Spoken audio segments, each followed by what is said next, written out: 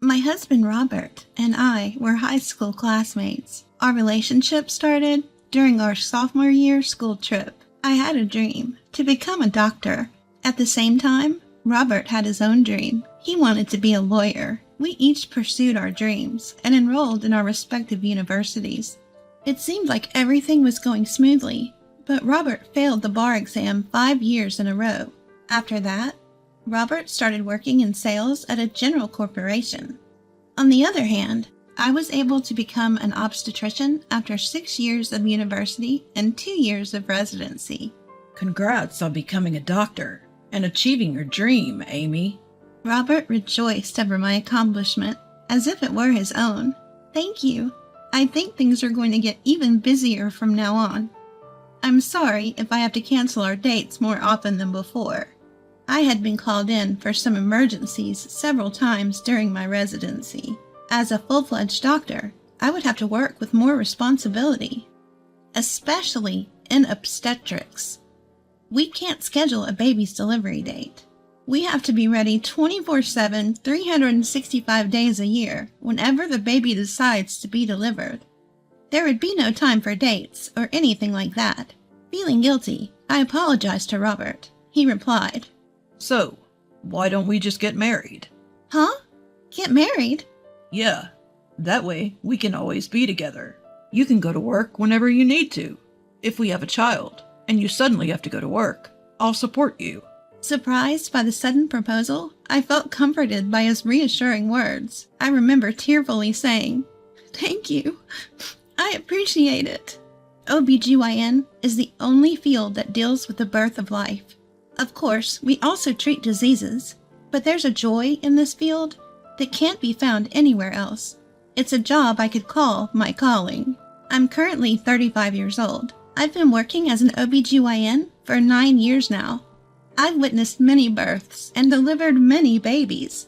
However, Robert and I have been married for 7 years, and we don't have any children. We both love kids, and Robert was eager to have many when we first got married, saying, I want a lot of kids. I'll work hard. But that enthusiasm has faded over time. I thought that having children was a blessing, and there was nothing we could do about it. But that no longer seemed to matter. Recently, we hardly ever go out together on our days off. Robert seems to be busy with something in his room all the time. He has put a lock on his room and always locks it when he is inside. We used to sleep together in the same bedroom when we first got married. But because of my work, I sometimes had to leave the house in the middle of the night, so we decided to sleep in separate rooms to avoid disturbing Robert. Also, when I work late, or night shifts, and I'm not home, Robert also comes home late. I know this because we have a dog at home. We've installed a pet cam in the living room where the dog's kennel is, so we can always watch our pet. The camera is set to send a notification to our phones when someone comes home, so I always know when Robert gets back. Of course, Robert knows about this camera, and we can both view it from our phones. One day, I received a notification on my phone at an unusual time. It was on a day when I was working a night shift, but it seemed like Robert had returned home at the usual time. Normally, I wouldn't mind, but the sound of that notification felt odd. Since I was on break, I immediately checked my phone. On it was a video of my husband and a woman's legs in a skirt.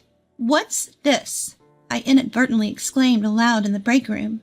The other nurses around me asked what was wrong, but I replied with a feigned smile saying it was nothing.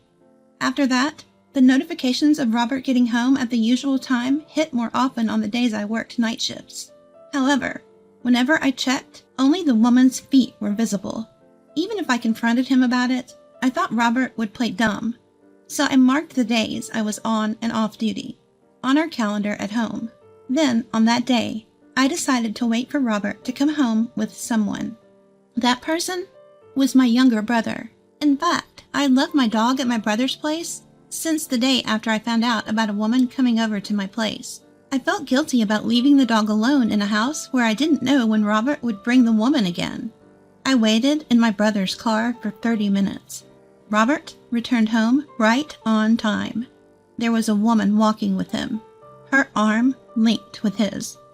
Seeing this, I thought I would lose my composure, but maybe because my much younger brother was next to me, I strangely kept my cool. I immediately started recording a video with my phone. My brother-in-law is bold. Doesn't he worry about being seen by the neighbors? My brother said after I finished filming the two who had comfortably walked into the entrance. Yeah, there must be neighbors watching. It would be strange if there weren't people watching at this time. I found myself agreeing. Looking around, it seemed it was during the rush hour when neighbors were returning home. I hadn't noticed because I worked on an irregular schedule, but I just realized that this is the general time when people return home. That night, I stayed at my brother's house, playing with my beloved dog, and then sleeping. The next day, I decided to visit a neighbor with whom I am particularly close to and asked about Robert and the woman. It seems the neighbor also found it suspicious and had asked about it. He had apparently answered that she was his sister. The neighbors believed him, since they knew that I also had a brother who was much younger than me. Now that I also had testimony from my neighbor, I was thinking about when to propose a divorce to Robert, when one morning a familiar face appeared in the consultation room. Thank you in advance. The woman who entered with a worried voice was none other than, I believe, Robert's mistress. I was about to make a strange sound, but I held it back. I switched into work mode and said, "Congratulations! You're 8 weeks pregnant." Really? I'm so happy. Doctor, is the baby a girl or a boy? We can't tell the gender yet, but everything's going well for now. I see. I wish I could find out soon. He wants a girl. She was tenderly rubbing her belly, and even though I hadn't asked, she continued, I'm not married yet, but I'm thinking of getting him to marry me now that I'm pregnant. Is that so? I replied in a way that wouldn't upset her. Actually, he's only been divorced for 2 months. They say you can't remarry until 100 days have passed. Really? Is the father of your baby your boyfriend? At the hospital today? Yes, he's waiting for me in the car. She answered with joy. I told her that I'd like to discuss the future with him too, so she went out to call him in with a smile. 15 minutes later, after attending other patients in between, I called her back. Then, as expected, Robert walked in from behind her. Robert blurted, Excuse me, when he caught sight of my professional smile. What? Huh? Why is Amy here? Saying that, he looked at the nameplate on the office wall and muttered, No way. I work under my husband's surname, not my maiden name. Many female doctors continue to use their maiden names, but in my case, my maiden name was quite rare and difficult to pronounce. However, Robert's last name is the most common surname in the States, so he probably didn't pay much attention to it. At the hospital where I work, there happened to be no doctors with the same last name in the same department, so I only used my last name on the nameplate. Seeing Robert's disturbed look, the woman looked puzzled. Amy, that's me, right? We came in together. Of course I'm here. I was stunned by her words. His lover's name is Amelia. Certainly she is Amy. However, calling your wife and mistress by the same nickname is beyond despicable. Being cornered by his mistress, Robert stammered. No, this is a bit... So I decided to explain for her. Amelia, my name is Jamie. I'm also Amy. What? Bobby, you've been cheating? Bobby? I nearly burst out laughing at the reality of a 35-year-old man being called Bobby. Huh, I see you have her call you Bobby. Did you tell her where I work? No. I forgot that you worked here. Robert was taken aback. It seemed he either didn't care or never asked about where I worked. Despite that, his mistress was confronting him. Bobby, who's this woman? No. Robert was unable to explain. Well, that's not surprising, considering that, according to the story I just heard from his mistress, Robert has been divorced from me for the last 2 months.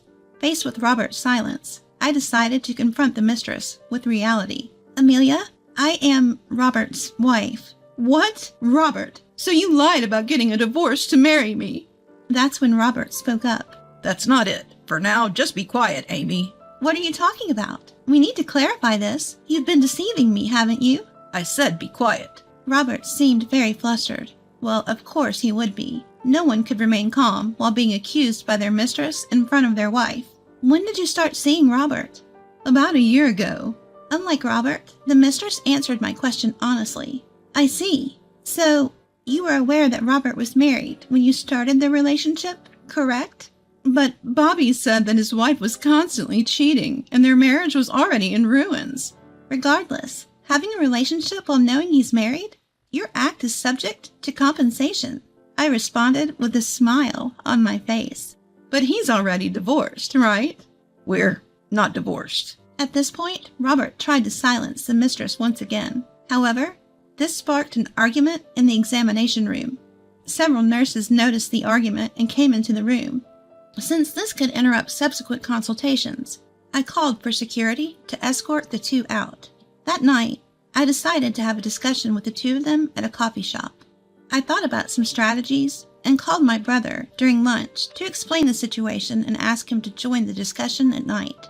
After hearing the whole story, my brother asked, I know it's a weird question, but why did you guys not have any kids? Upon hearing that, I exclaimed, That's it. Thank you, little brother, and embraced my brother in a childish way, ruffling his hair. This would certainly be another blow to Robert. Stop it! My brother pushed me away, but left me with some supportive words. Let me know if there's anything I can help with. I'm not afraid of anything anymore. From here on out, I'm going to hit them with the most severe punishment. That night, as my brother and I waited for them at the coffee shop, they appeared, and the first thing they said was, You're also having an affair, aren't you? At these words, my brother spoke up. Long time no see, brother-in-law. How have you been? Huh? Brother-in-law?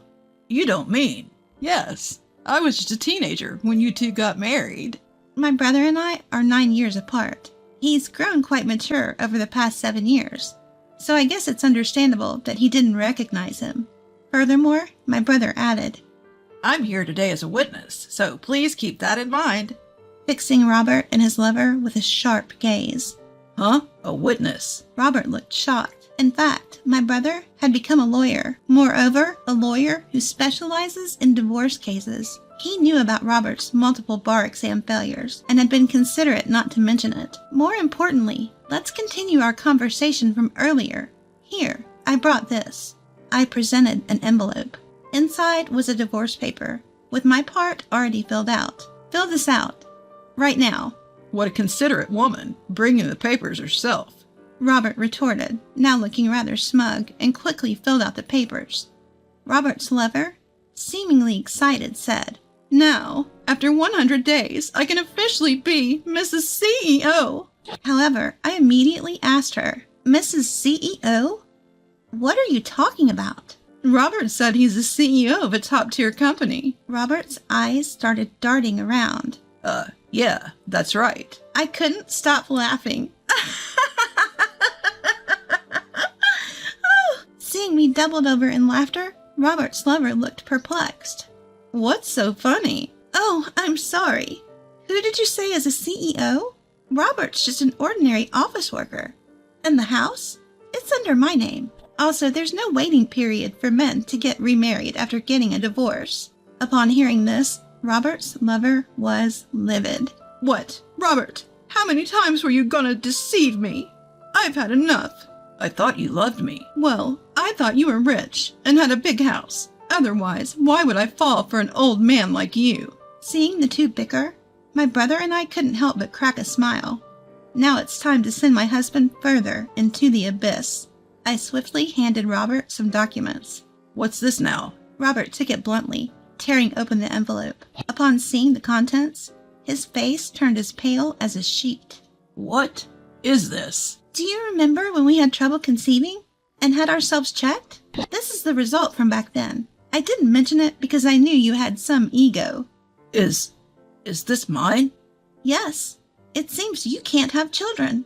So who's the father of the child inside her, I wonder? I presented him with the test results we had done years ago. According to the results, Robert was infertile. I had not mentioned it to him since I'd come to realize that even without children, we could still be happy together.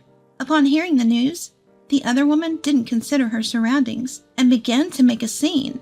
I didn't know you were infertile. Wait, so it's not my kid? Maybe the test results are fake. Robert's lover hit and snapped at him. If you're seedless, it's someone else's. I didn't know who the father was, so I was planning to marry you because you earned the most." Hearing that, both my brother and I were left speechless. The two of them kept arguing, so we tried to calm them down, worried they disturbed the other customers. But they were unstoppable. My brother, as a lawyer, began to explain to them. He said I would be demanding compensation from both Robert and his mistress. The two of them cried. "We don't have any money." But that wasn't my problem. My brother told them if they continued to complain, he'd take them to court, and they finally agreed to pay. The next day, I quickly submitted the divorce papers and kicked Robert out of my house. After that, Robert, who was incapable of doing any housework, couldn't live alone, and was disowned by his parents, and ended up marrying his mistress, Amelia. Moreover, he desperately wanted a child, and decided to raise the unborn child as his own, although they didn't know who the father was. Amelia probably figured it would be cheaper to raise the child together and share the burden of the compensation than to pay it on her own. Robert started working like a mule to pay the compensation for both of them. Once Amelia gave birth, she planned to put the baby in daycare and get a part-time job. Meanwhile, I sold my house and stayed with my brother until I found a new place. As I was preparing to move into my new house, my brother asked me not to leave, but I brushed it off saying, "You'll never get a girlfriend if I'm around." Of course, I took the dog, and we are now living together in our new home. Moving forward, I plan to continue working and being involved in bringing many more lives into the world.